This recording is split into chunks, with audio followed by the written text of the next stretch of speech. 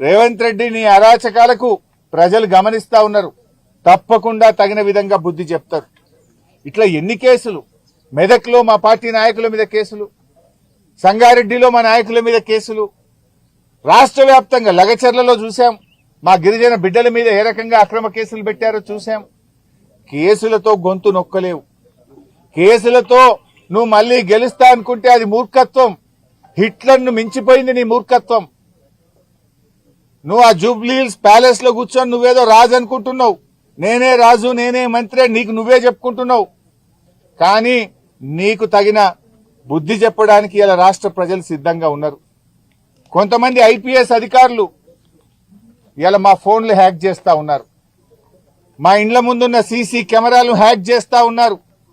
బెంగళూరు నుంచి ప్రైవేట్ హ్యాకర్లను తీసుకొచ్చి వాళ్లకు డబ్బులు చెల్లించి హైదరాబాద్ కమాండ్ కంట్రోల్ రూమ్ లో వాళ్ళను పెట్టి ఇవాళ బీఆర్ఎస్ నాయకుల ఫోన్లు హ్యాక్ చేస్తున్నారు.